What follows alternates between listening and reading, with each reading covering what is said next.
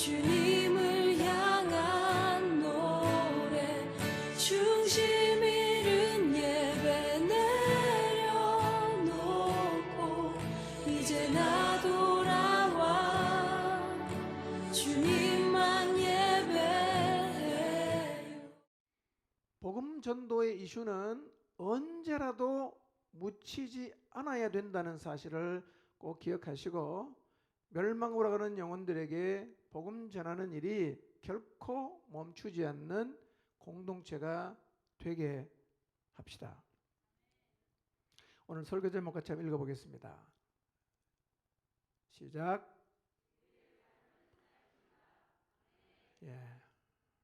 여러분, 이 삶이 쌓인다는 사실을 한번 생각해 보십시오. 우리는 어떤 형태로든 다 삶을 살고 있어요. 여러분의 지나온 삶을 한번 돌아보십시오. 지나온 나의 삶을 통해 무엇을 쌓은 것 같습니까? 여러분 인생을 돌아보면 선이 쌓인 것 같아요? 아니면 악이 쌓인 것 같습니까? 하나님 앞에 순종이 쌓인 것 같습니까?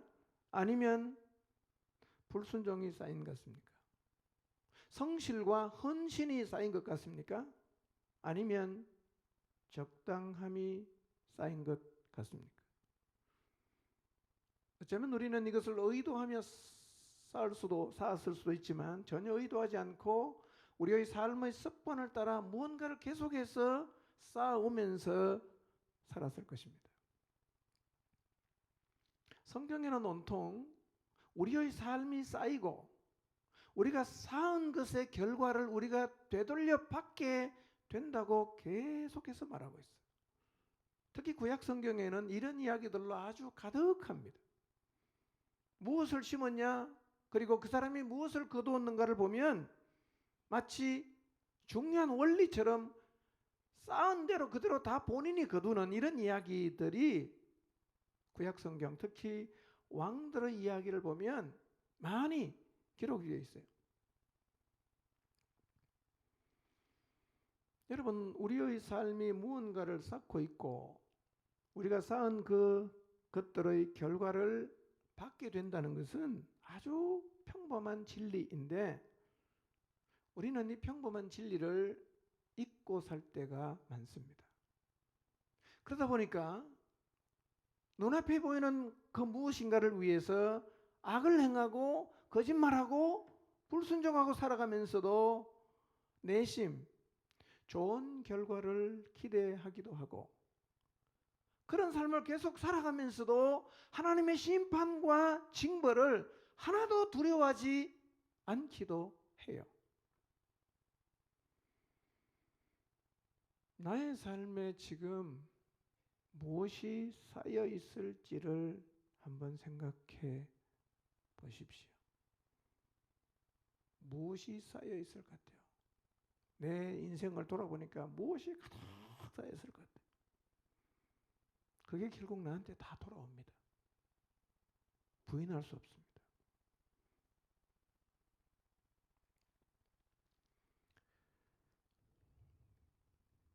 오늘은 우리의 삶이 쌓이고 내가 쌓아놓은 그 삶의 결과를 내가 반드시 돌려받게 된다는 사실을 상고함으로 우리의 인생을 통해서 무엇을 쌓으면서 살아가야 할지를 깊이 생각하는 시간을 가지려고 합니다.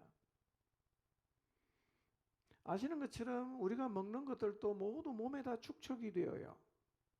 좋은 것도 축적이 되고 해로운 것도 축적이 됩니다. 그래서 한두 번 먹을 때는 잘 모르는데요. 계속 먹어서 축적이 되면 어느 날부터 내 몸이 반응을 합니다. 그리고 그 축적한 것의 결과를 우리 자신이 받게 돼요. 기름진 것을 계속 먹으면 어느 날 혈관계통에 문제가 생깁니다. 술을 계속 먹으면 간에 이상이 생겨요.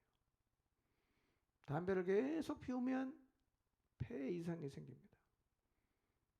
단 음식을 계속 먹으면 당뇨가 생깁니다.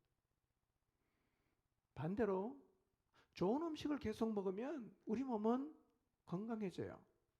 기름진 것, 짠 것, 단 것, 찬 것을 절제하고 좋은 음식을 계속 먹으면 나이가 들어도 소위 말하는 성인병에 잘 걸리질 않습니다.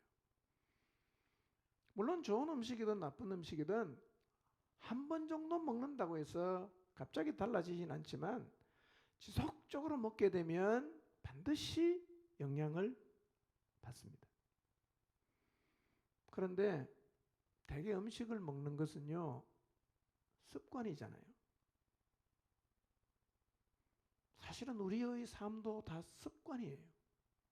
악한 것을 습관적으로 쌓아요. 게으름을 습관적으로 쌓아요. 성실함을 습관적으로 쌓습니다. 돌아와요, 근데요. 그러니까 내 삶의 태도, 내 삶이 지금 무엇을 쌓아가고 있는가를 깊이 생각해 볼 필요가 있습니다.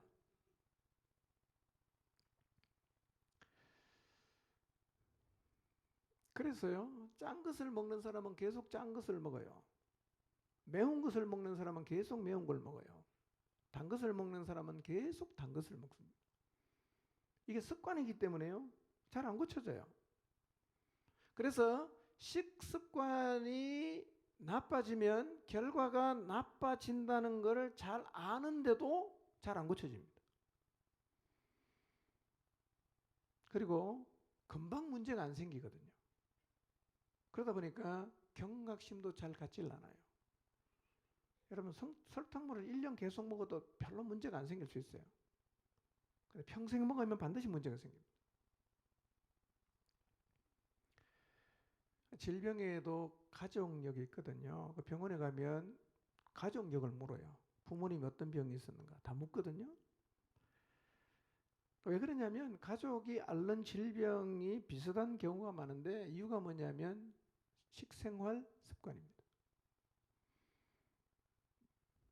그래서 같은 음식을 계속 먹고 자란 가족은 몸에 이상이 생기는 것도 거의 비슷해요. 고혈압이나 당뇨나 위장병 같은 것은요, 가족력이 많습니다. 저도 제 아버님과 같은 질병을 갖고 있어요. 고혈압입니다. 그것도 아마 제가 볼 때는 식습관의 영향인 것 같습니다. 혈압약을 계속 먹어요. 그 다음에 저희 아버님이 당뇨가 굉장히 심했어요. 그래서 당뇨도 제가 굉장히 많이 조심을 합니다. 이렇게 우리 몸도요, 뭘 계속해서 쌓으면 그 결과를 우리에게 다 돌려줘요. 돌려줍니다.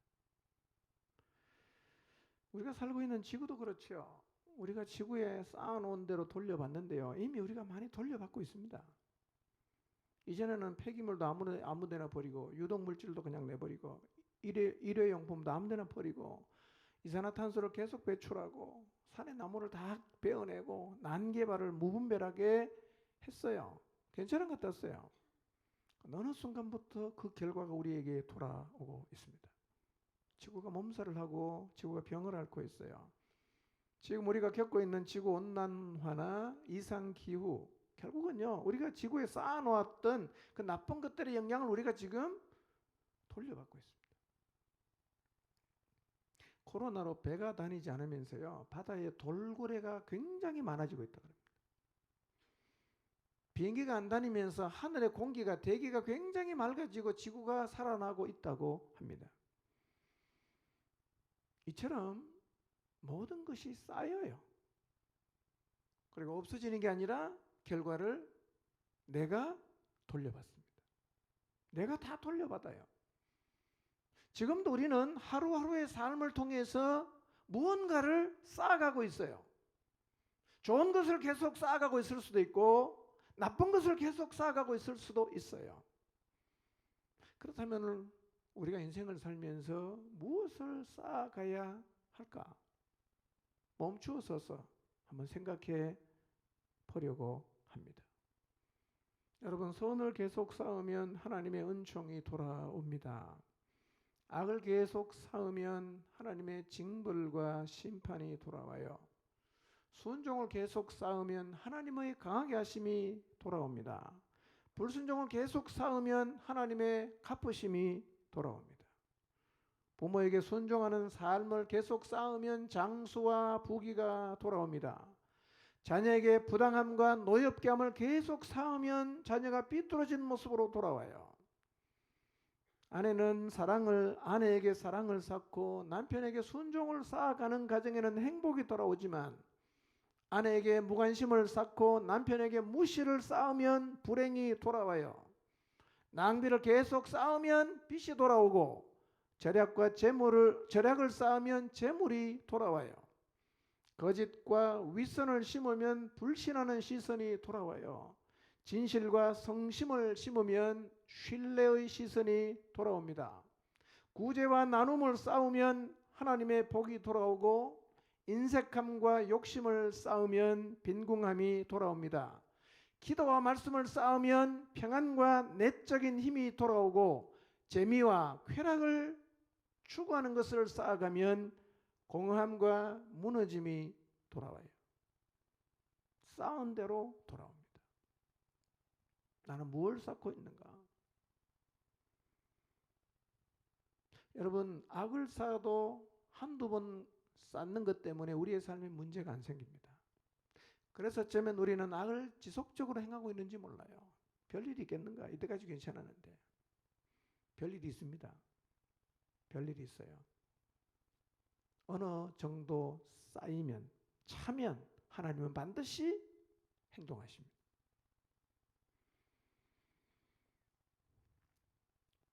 그래서 지금 무엇을 쌓아가느냐가 우리의 내일을 결정하는 거예요. 내가 지금 무엇을 쌓아가고 있느냐? 그것은 나의 내일이 어떨까를 보여주는 겁니다. 반드시 그렇게 돼요. 악을 계속 쌓아서 하나님의 심판을 받은 왕의 사례를 한두 가지 좀 살펴보도록 하겠습니다. 먼저 우리가 살펴볼 사람은 유다왕 여호사밧의 아들 여호람이에요. 오늘 우리가 읽은 본문인데요. 너무 길어서 읽지는 않겠습니다. 그냥 띄워주시면 눈으로 이렇게 보시면 되겠습니다. 하나님 앞에 바른 길을 걸었던 여호사밧이 죽은 후에 그의 아들 여호람이 왕이 되었어요. 21장 1절부터 보면 내용이 더 많이 나와 있는데요. 요람에게는 아우들이 있었어요. 이름은 아사랴, 여히엘, 스가랴, 아사랴, 미가엘, 스바랴. 아버지가 그들에게 은금과 보물과 유다의 견고한 성읍들을 다 선물로 줬어요. 다 이렇게 살게 했습니다. 그리고 요람은 장자이니까 왕위를 줬어요. 근데 요람이요, 왕권이 견고하게 서니까 그때 뭘 했냐? 아우들을 다 죽여버렸습니다. 다 빼앗아왔어요. 그리고 방백들도 죽였어요. 요람의 아내가 누구냐면 아합의 딸이에요. 이름은 아달랴. 이렇게 요람은 계속 악을 쌓는 삶을 살아갔어요. 계속 악을 쌓아가니까 하나님께서 에돔과 림나가 배반해서 유다의 손에서 벗어나게 함으로 유다를 약화시키는 징벌을 내리셨어요. 이런 하나님의 경고에도 불구하고 계속해서 여호람은 유다의 여러 산에다가 산당을 세워서 예루살렘 주민을 영적으로 음행하게 만들고 유다를 미혹하는 일을 계속했어요. 하나님이 선지자 보냈습니다. 엘리야를 보냈어요. 그리고 엘리야가 요람에게 글을 보내서 이렇게 말합니다. 왕의 조상 다윗의 하나님 여호와께서 내가 내 아비 여호사밧의 길과 유다 왕 아사의 길로 행하지 아니하고 오직 이스라엘 왕들의 길로 행하여 유다와 예루살렘 주민들이 아합의 집이 음행하듯 하며 또 내 아비 집에서 너보다 착한 아우들을 죽였으니 여호와가 내 백성과 내 자녀들과 내 아내들과 내 모든 재물을 큰 재앙으로 치실 것이며 또 너는 창자의 중병이 들고 그 병이 날로 중하여 창자가 빠져나올 것이라고 하셨어요. 하나님이 선지자를 통해 말씀하신 대로 그가 쌓은 악을 그가 다 거두어 드려요. 블레셋 사람과 구서에서 가까운 아라비아 사람들의 마음을 하나님이 격동을 시켜서 여호람을 치게 했어요. 그들이 올라와서 왕궁의 모든 재물, 여호람의 모든 아들들을 다 데리고 갔습니다. 한 명만 딱 남았어요. 여호아스. 그리고 이 일 후에 하나님이 엘리사 선지자를 통해서 말씀하신 것처럼, 엘리야 선지자를 통해서 말씀하신 것처럼 여호람을 쳤어요. 병이 들었어요. 진짜 창자의 병이 들었는데 2년 만에 그 창자가 병으로 빠져나옴으로 죽었어요. 그런데 백성이 왕이 죽으면 다 향을 피우고 분향을 하는데요. 아무도 향을 피우지 않습니다. 그리고 요람은 아끼는 자가 없이 세상을 떠났습니다. 정적이 될 수 있는 형제들을 다 죽이고 재산 다 빼앗아 오면 부자가 되고 그의 권력이 견고할 줄로 생각했던 것 같습니다. 그리고 그의 아내의 말을 따라 바알과 아세라를 잘 섬기면 그 민족이 복을 받고 잘 될 줄로 생각했을 것입니다. 그리고 그가 권력과 힘을 갖고 있는 왕이기 때문에 아무도 그의 악한 행동을 막을 수가 없었습니다. 그러나 하나님은 다 보시고 계셨어요. 형제를 죽이고 방백을 죽이고 이방신을 섬기는 하나님께서 섬기는 그를 하나님은 심판하시고 징벌하셨어요. 그가 쌓은 것 그가 다 거두었습니다.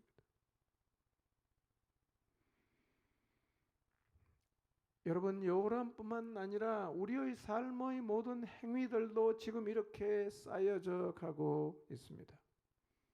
여호람의 삶을 다 지켜보시다가 심판하셨던 하나님은 오늘 우리들의 삶도 다 지켜보시고 계십니다. 쌓은 대로 갚아주세요. 쌓은 대로 갚아주십니다. 만약에 우리가 여호람처럼 악과 불순종을 심는다면 반드시 심판을 거두게 될 것입니다. 그런데 여호람이 거둔 이 심판의 씨앗은 사실은요, 그 아버지가 뿌렸어요. 여호사밧이 뿌렸습니다. 여호사밧은 모든 면에서 참 훌륭한 왕이었어요. 하나님이 참 인정했던 왕이었습니다. 역대하 17장 3절에서 6절을 한번 볼까요? 읽겠습니다. 시작. 여호와께서 여호사밧과 함께 하셨으니 이는 그가 그의 조상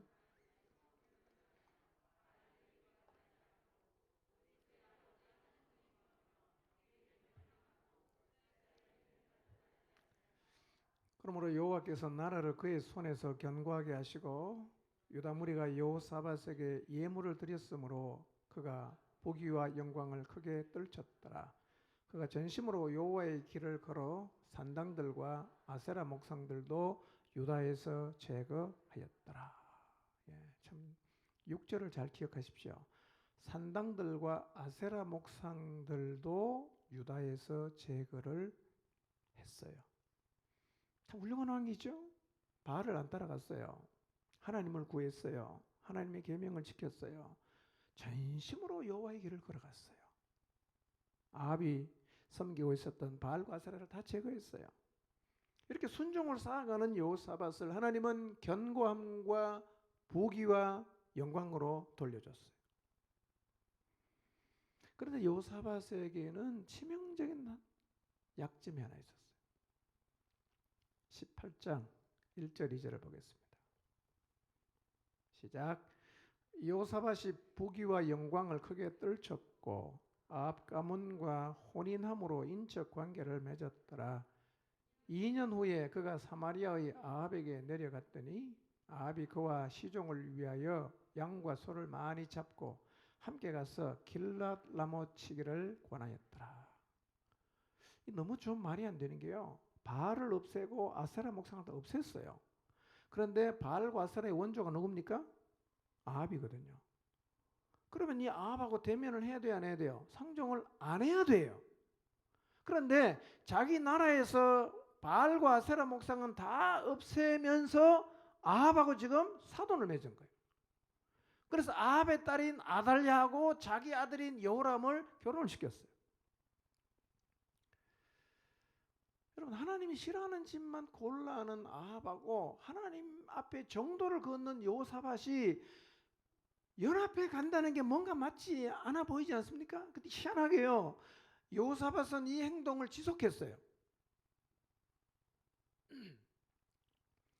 그래서 2절에 보니까 길랏 라못을 치러 가자, 아합이 제안했을 때요, 여호사밧이 말합니다. 하나님께 물어봐야 된다. 물어봤더니만 400명이 오더니만 다 가라는 거야. 이 외에 다른 선지자가 없냐? 아합이 말합니다. 한 명 있긴 한데 그 친구는 늘 나한테 삐딱한 소리만 한다. 무슨 소리 하냐? 데려와 봐라. 그때 미가야 선지자가 와서 가면 안 된다 그랬거든요. 근데 여호사밧은 갑니다. 물어봐 놓고 안 된다고 했는데도 아합을 죽게 한 길랏 라못 전쟁에 갔어요. 이상하게요, 여호사밧은 이런 삶을 살아갔어요. 한쪽은 너무 신실한데 한쪽에 이해할 수 없는 행동이 여호사밧의 삶에서 지속이 되는 거예요. 우리의 삶에도 이런 부분이 있을 수 있어요. 너무 하나님 앞에 신실한데 한쪽에는 하여튼 이해할 수 없는, 이것과 공존이 불가능해 보이는데 두 가지가 공존하는 삶을 살아가고 있을 수가 있어요. 18장 31절을 보겠습니다. 길랏 라못 전쟁에 나갔어요. 아합이 말합니다. 나는 변장할 테니까 당신이 왕복을 입으시오. 그래서 여호사밧이 왕복을 입고 나갔는데요, 아람 군대가 여호사밧을 지목해서 죽이려고 했는데 성경이 이렇게 말하죠. 하나님이 살려줬어요. 하나님이 살려줬어요. 왕복을 딱 입으니까 표시가 나잖아요. 그래서 지목해서 죽이려고 했는데 하나님이 마음을 감동시켜서 살리게 했고, 아합은 왕복을 안 입고 나갔는데 우연히 손 화살에 맞고 죽었어요. 갚아주신 거죠. 19장 1절에서 3절을 보겠습니다. 읽습니다. 시작. 유다왕 여호사밧이 평안히 예루살렘에 돌아와서 그의 궁으로 들어가니라. 하나님이 아들 선견자 예후가 나가서 여호사밧 왕을 맞아 이르되 왕이 약한 자를 돕고 여호와를 미워하는 자들을 사랑하는 것이 옳으니까? 그러므로 여호와께로부터 진노하심이 왕에게 임하리이다. 그러나 왕에게 선한 일도 있으니 이는 왕이 아세라 목상들을 이 땅에서 없애고 마음을 기울여 하나님을 찾음이니이다 하셨더라. 길랏 라못 전쟁에서 죽을 뻔했는데 하나님이 살려줘서 전쟁을 마치고 평안히 돌아와서 궁에 들어갔는데 하나님이 선지자를 보내는 거예요. 예후가 말합니다. 왕이 약한 자를 돕고 여호와를 미워하는 자들을 사랑하는 게 옳습니까? 그러므로 여호와께로부터 진노하심이 왕에게 임할 것입니다 라고 얘기했어요. 아합이 죽었잖아요. 그 아들 아하시아가 왕이 됐어요. 근데 이 여호사밧이요, 아하시아랑 또 함께 합니다. 자, 역대하 20장 35절에서 37절인데 읽지는 않겠습니다. 35절을 보면 뭐라고 말합니까? 아하시아는 심히 악을 행하는 자다 이렇게 말해요. 심히 악을 행하는 아합의 아들 아하시아를 하나님 앞에 정직하게 살고 있는 여호사밧이 어떻게 동맹관계를 맺는 게 가능하겠어요? 맺으면 안 되잖아요. 그런데 아합하고 동맹했던 여호사밧은 그의 아들 아하시아와도 똑같이 동맹을 해요. 그래서 에시온 게벨에서 다시스를 왕래할 상선을 같이 만들어요. 이때 하나님이 마레사 사람 도다와후의 아들 엘리에셀을 여호사밧에게 보냅니다. 이렇게 말합니다.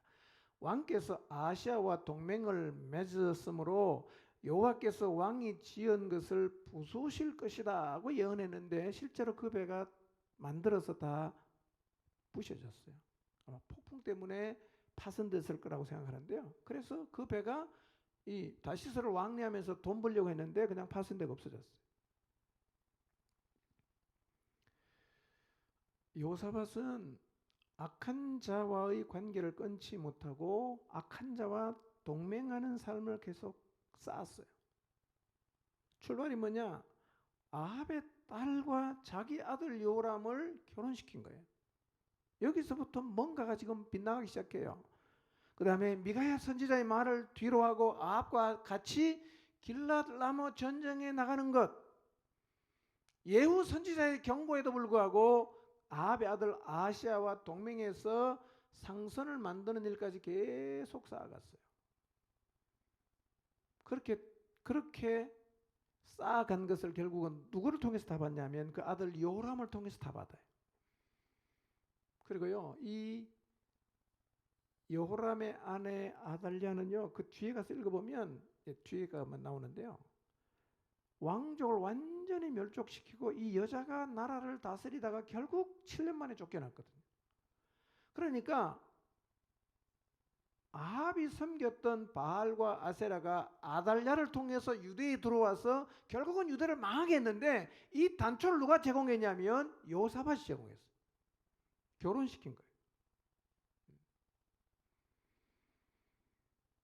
여러분, 그는 참 선한 왕이었어요. 그런데 그가 반복적으로 그의 삶에서 쌓은 것이 그의 아들과 유다 나라 전체에 하나님의 심판을 가져오게 만들었어요. 여러분, 우리가 쌓은 것이 우리와 우리의 자녀에게 심판을 거두게 할 수도 있습니다. 악을 쌓지 마십시오. 불순종을 쌓지 마십시오. 내 다음 때까지 하나님의 징벌과 심판이 임할 수가 있어요. 그러므로 우리는 하나님 앞에서 선한 것을 계속 쌓아야 하고 순종을 쌓아가야 합니다. 나는 지금 나의 자녀에게 나쁜 결과를 가져오게 하는 것을 쌓아가고 있지는 않는지를 생각해 봅시다. 기도하면서 우리의 삶을 한번 잘 돌아봤으면 좋겠어요. 나는 우리의 자녀에게 악을 많이 쌓아갖고 결국은 내 자녀들이 그 악을 거두게 하는 그런 삶을 살아가고 있지는 않는가?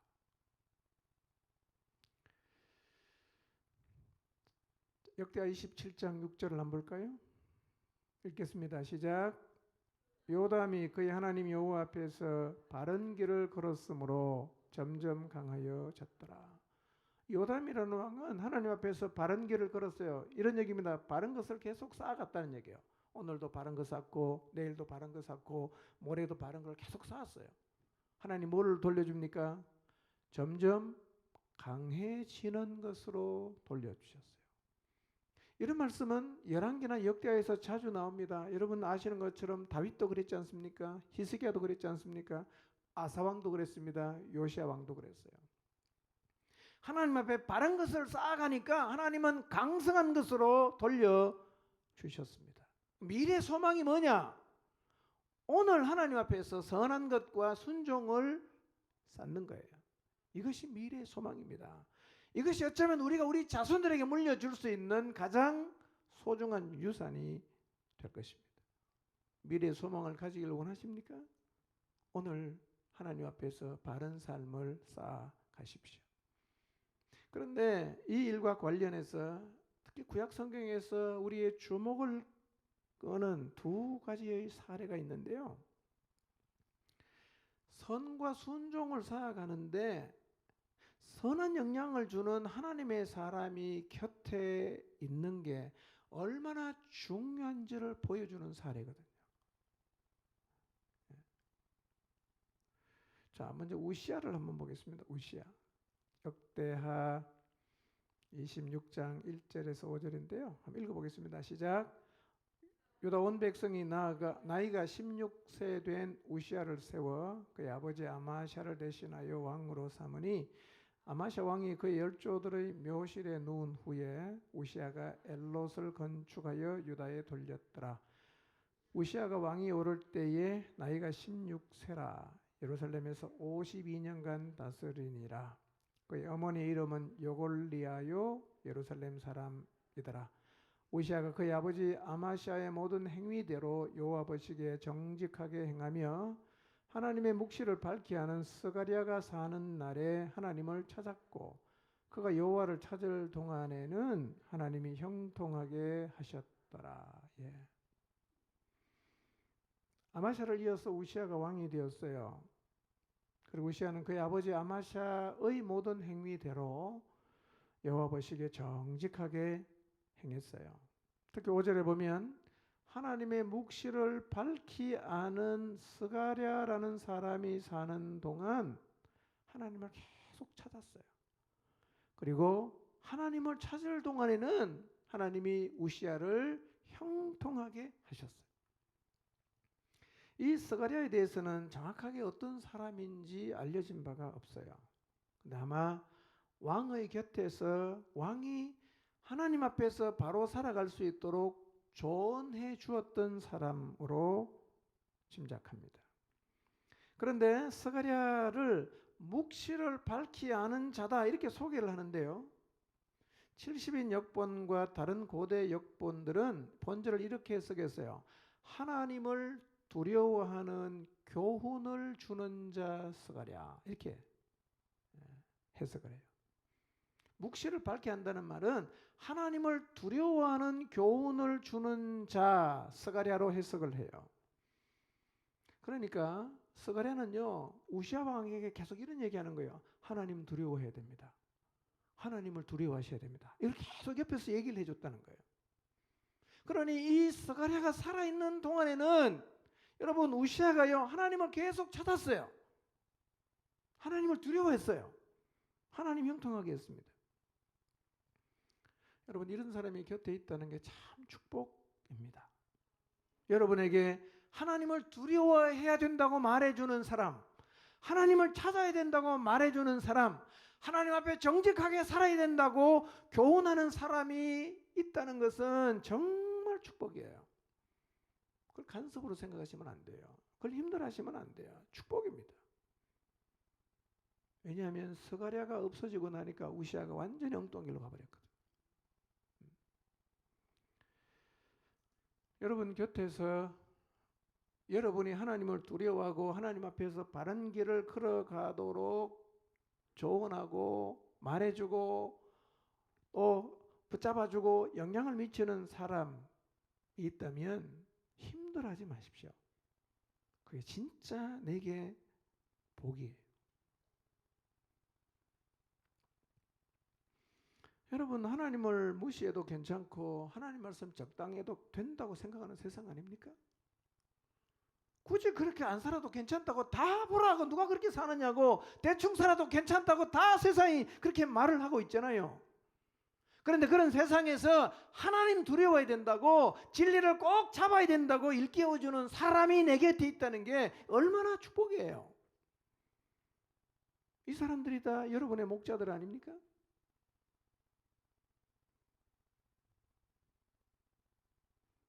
이분들을 소중하게 여겨야 됩니다. 이분들이 정말 축복의 사람이라고 여러분이 알아야 돼요. 아, 이분 정말 이분이 내게 축복이구나. 여러분 스가랴가 사라진 다음에 우시아의 삶이 어떻게 변한지 아세요?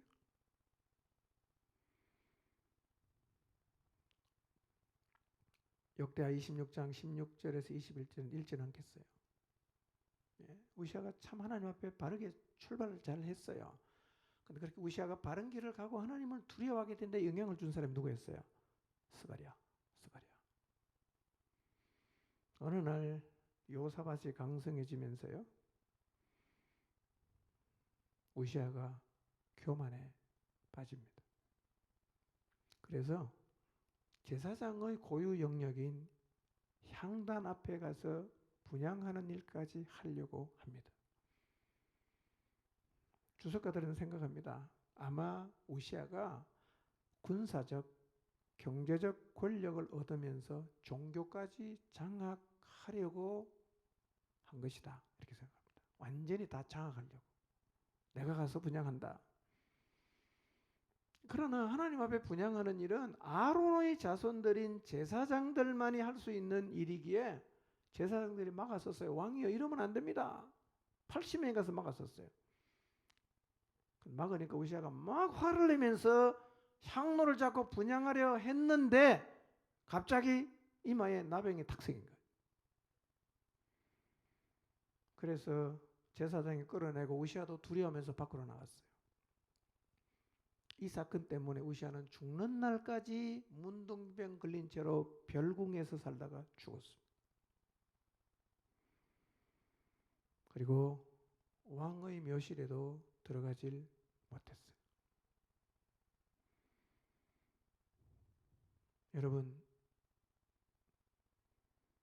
우시아의 이야기는요, 순종을 쌓아서 거둔 것이 무엇이고 불순종을 쌓아서 거둔 것이 무엇인가를 우리에게 극명하게 보여줍니다.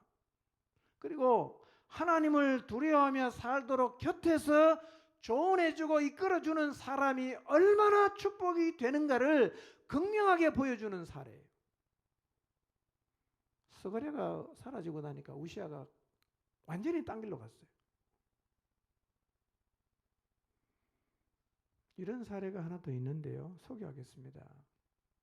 여호야다라는 제사장이에요. 역대하 24장 1절에서 3절을 같이 한번 읽어볼까요? 시작. 요아스가 왕위에 오를 때에 나이가 7세라 예루살렘에서 40년 동안 다스리니라. 그의 어머니 이름은 시비아요 브엘세바 사람이더라. 제사장 여호야다가 세상에 사는 모든 날에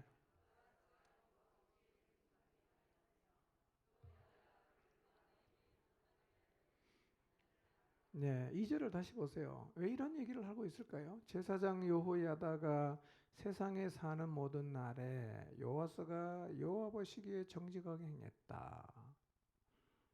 여호야다가 빠지면 어떻게 될까요?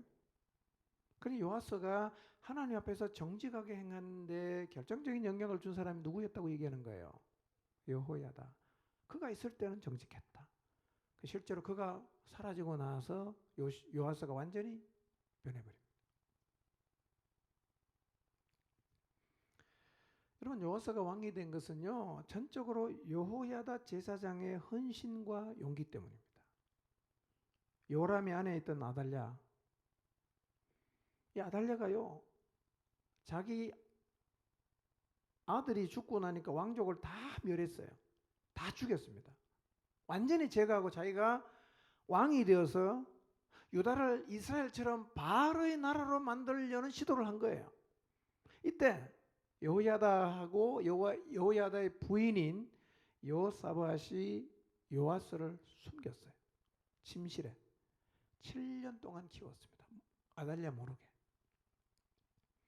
그러다가 7살이 된 요아스를 제사장이 왕으로 옹립을 합니다.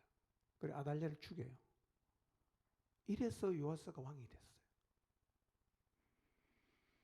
7세 된 요아스는 여호야다가 세상에 사는 모든 날에는 하나님 앞에 정직하게 행했어요. 선과 순종을 계속 쌓아갔어요. 여러분, 하나님 앞에 정직을 쌓아가고 하나님 앞에 순종을 쌓아가는 게 얼마나 큰 축복인지를 우리가 성경을 통해서 계속 확인할 수가 있어요. 자, 24장 15절 16절을 볼까요? 읽습니다. 시작. 여호야다가 나이가 많고 늙어서 죽으니 죽을 때에 130세라. 무리가 다윗성 여러 왕의 묘실 중에 장사하였으니 이는 그가 이스라엘과 여호야다가 죽었어요. 오래 살았죠? 130세에 죽었어요. 근데 여호야다는요, 왕이 아니었는데 왕의 묘실에 장사할 정도로 백성들이 존경했어요. 그런데 여호야다가 죽은 다음에 우시아에게서 나타났던 현상이 요아스에게 똑같이 나타나요. 자, 24장 17절 18절입니다. 읽습니다. 시작. 여호야다가 죽은 후에 유다 방백들이 와서 왕에게 절하매 왕이 그들의 말을 듣고 그의 조상들의 하나님 여호와의 전을 버리고 아세라 목상과 우상을 섬겼으므로 그 죄로 말미암아 진노가 유다와 예루살렘에 임하니라. 여러분 여호야다가 죽자마자 요아스 왕이 변질돼 버립니다. 그리고 바로 어디로 갑니까? 불순종을 쌓는 자리로 가버렸어요.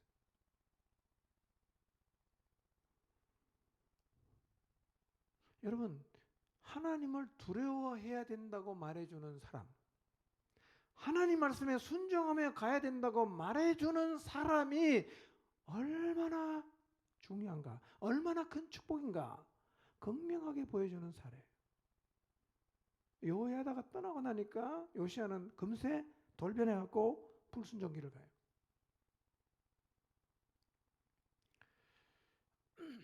역대하 24장 19절에서 22절 읽지는 않겠습니다. 하나님이 선지자를 보냈어요. 그리고 요아스가 다시 여호와께로 돌아오게 하려고 경고를 했어요. 근데 요아스가 거절합니다. 이런 상황 속에서 하나님의 영이 제사장 여호야다의 아들 스가랴를 감동시킵니다. 이 스가랴는 우시야 곁에 있었던 스가랴는 아니에요. 스가랴를 감동시켰습니다. 스가랴가 이렇게 말해요. 주님의 명을 거역하면 형통하지 못할 것이고 주님을 버렸으니 주님도 너희를 버렸다. 이렇게 말을 하니까요. 이 요아스 왕이 화가 났어요. 그래서 여호야다의 아들 스가랴를 죽여버렸습니다. 스토리를 생각해 보세요. 기가 찬 일 아닙니까? 어떻게 사람이 이렇게 변할 수 있고 어떻게 이렇게 할 수가 있어요? 죽을 목숨 살려서 왕으로 세웠는데 그 아들을 화가 난다고 죽인 거예요.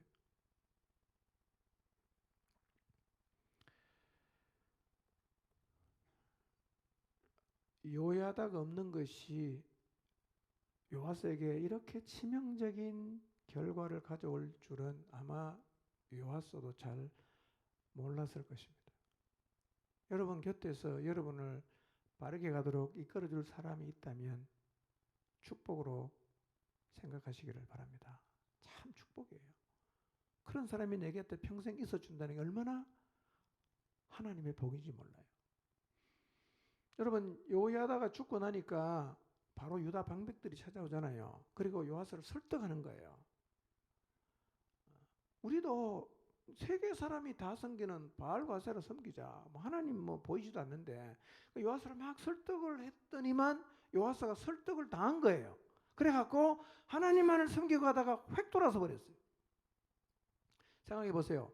여호야다가 죽자마자 방백들이 찾아와서 왕을 설득한 것을 보면 여호야다가 살아 있었을 때에도 바알을 섬기고 싶어하는 사람이 있었다는 말입니까? 없었다는 말입니까? 있었어요. 누가 막아선 거예요? 여호야다가 막아선 거예요. 절대로 그러면 안 된다. 절대로 안 된다. 막았었어요. 그래서 여호야다가 살아있을 동안에는 요아스가 하나님을 섬겼어요. 이 우상을 섬기자고 하는 사람들의 이 생각들을 그 힘을 여호야다가 영적으로 막아냈거든요. 그러니 여러분 이런 영적인 힘을 가지고 있는 여호야다가 있다는 것을 우리는 정말 축복으로 받아야 됩니다.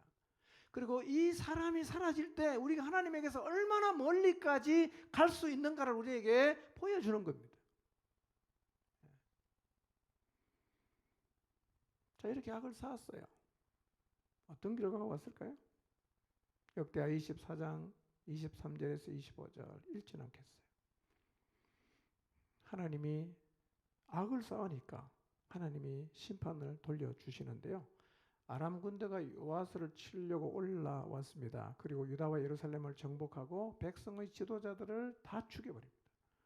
물건을 다 쓸어갖고 다메섹 왕에게 다 보냈어요. 자기 나라 왕에게 보냈어요.